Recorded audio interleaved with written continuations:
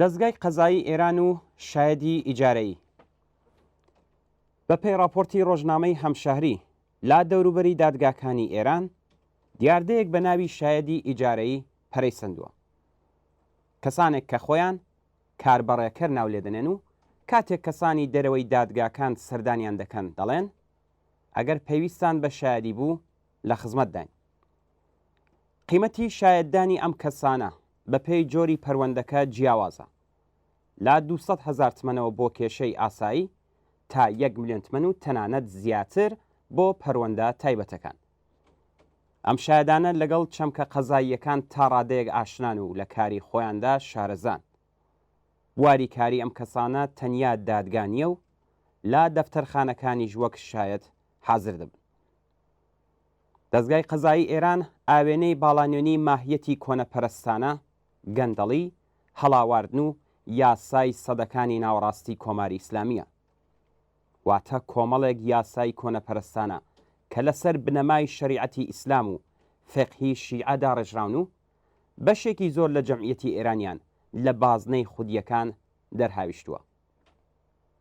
ژنان کە نیوەی کۆمەلگای ئێران پێکدێنن لەگەڵ یاسای پڕ لە هەڵاواردن بەڕۆڕون و لە بواری پیشە بنەماڵە میرات و شەهادەت بە نیوەی پیا و بەحسابدێن و هێندێک جار بەگشتی حاشایان لێ دەکرێت. کەسانی پەیڕەوی دینە غەیرە ئیسلامیەکان و تەنانەت پەیڕەوانی ئیسلامی سونی بە شێوەی ئاشکرا مافەکانیان پێشێل دەکرێت. سێکۆلارەکان، بەهاییەکان، سوسیالیستەکان و کۆمونیستەکان ئەساسەن مافی ژیانیان نییە و مفسدی فیل ئەرز دەناسرێن و هەتا ئێستا دەیان هەزار کەسیان بە مەرگ مەحکوم کراون و یان ناچار بوون وڵات جێبێڵن. بەڕێوەبەرانی ئەم دەستگایە لە سەرۆکی قەزاییەکانەوە تا ئاستە باڵاکانی دیکە زۆربیان لە ناو ئەشکەنجەدەران و داڕێژەران و بەکردەوە دەرهێنرانی قەتڵ و ئامی بندکراوانی سیاسی لەلایەن بەیتی ڕێبەریەوە دیاری دەکرێن. گەندەڵی بەرین، بەرتیلخۆری، بەشداریکردن لە تاڵانکاری ئابووری، داسەپاندنی زیندانی درێژماوە بەسەر تاوانبارانی ورد و بەخشینی گەندەڵانی ناو ئەڵقەی ڕێبەری نیزام، ئێعدام و تەئیدی ئەشکەنجەی دەست بەسەرکراوانی سیاسی بەشێک لە کارنامەی دەزگای قەزایی حکوومەتی ئیسلامی لە ئێرانە. لە ئێستادا شایەدی ئیجارەیی و تەنانەت زیندانی ئیجارەیی کە لە بری وەرگرتنی بڕەپارەیەک تۆمەتی کەس و ناوەندەکانی دیکە واستۆ دەگرێت و تاوانباری سەرەکی بەدانی پارە لە قبولکردنی تاوان خۆ دەبۆیرێ و ئەوەش بۆتە بەشێک لە کردەوەی دەزگای قەزایی ڕژیمی ئیسلامی.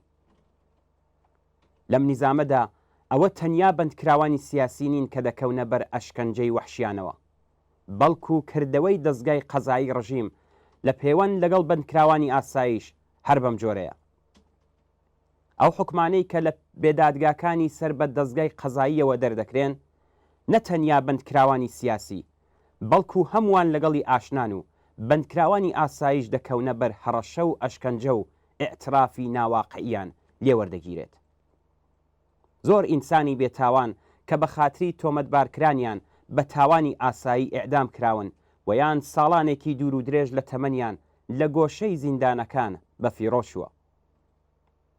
لەم سیستمەدا ئافتاو دزەکان دەگرن، بەڵام دزیە گەورە ملیاردیەکان چاوپۆشیان لێ دەکرێت. لە سیستمدا وردفرۆشانی مادەی هۆشبەر سزا دەدرێن، بەڵام بازرگانانی گەورەی ئەم مادەیە یان بەرپرسانی پلە بەرزن و ویان شەریک و هاوپیاڵیانن. لەم سیستمە قەزاییەدا ژنانی ستەملێکراو کە لەژێر سێبەری ئازاری کۆمەڵایەتی و بێبەشی ئابووریدا بە ناچار ڕوویان کردوتە لەشفرۆشی، سوکایەتیان پێدەکرێت و زیندانی دەکرێن. بەڵام دامەزرێنەرانی شوێنی کەیف و ڕابواردنی دەوڵەمەندان ئازادانە دەسوڕێنەوە و لە ڕێگەی داهاتی قێزەونیانەوە ژیانێکی ئەفسانەییان پێکهێناوە. لەم سیستمەدا قاچاقچیانی ئینسان کە سەریان لە ئاخوڕی دەسەڵاتدایە کچانی لاو دەکەنە کۆیلەی سێکسی ناو شێخنشینەکان و لەلایەکی دیکەشەوە دادگای دەزگای قەزایی ژنانی بەدحجاب محاکەمە دەکات و گەشتی تایبەتی ئازادی تاکە کەسی خەڵک لەژێر ناوی پاراستنی ئەخلاقی ئیسلامی پێشێل دەکات. یاسای دژەژن کە نیوەی دانیشتوانی ئەم کۆمەڵگایان لە مافی سەرەتایی تاکە کەسی کۆمەڵایەتی و ئابووری خۆیان بێبەری کردووە هەر لەناو ئەم دەستگا قەزاییەدا بەوردی دادەڕێژرێت. دەستگای قەزایی ئێران وەک هەموو ناوەندەکانی حکوومەت لە ژێر دەسەڵاتی مەسحەبیدا بەڕێوە دەچێت. سیستمی قەزایی ئەمڕۆی ئێران لەسەر بنەمای دژە ئینسانیترین و کۆنەپەرستانەترین یاساکانی پاشماوەی سەردەمی جاهلیەتی شێوە دوورگەی عەرەبستان و دادگاکانی سەدەکانی ناوەڕاست لە ئوروپا بەڕێوە دەچێت.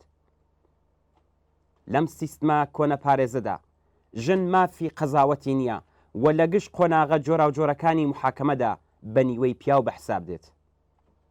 پیاو خاوەنی گیان و جەستەی ژنە. یاساکانی قەساس، تەعزیر و شەلاق لێدان لە بەرچاوی خەڵک لە زمرەی ئامرازەکانی ئەم دەستگا دژەمرۆیە کە هەر هەمویان بە پێی فەرمانە ئاسمانیەکان بەڕێوە دەچن. لەم سیستمەدا ئەشکەنجەی بەندکراو لە ژێر ناوی تەعزیر درگاکانی بەهەشتی مەوعود بەرەو ڕووی ئەشکەنجە دەردەکاتەوە و دەستڕێژی بۆ سەر کچان بەر لە ئێعدام سەوابی ئاخرەتە. گەندەڵی لە ناو ئەم بەناو عەداڵەتخانە ئیسلامیەدا هەر وەک هەموو ئۆرگانەکانی دیکەی ڕژیم ڕیشەی داکوتاوە. بێگومان تەنیا لافاوی شۆڕش دەتوانێت ئەم ئاستە لە گەندەڵیە لەم کۆمەڵگایەدا ڕیشەکێش بکات.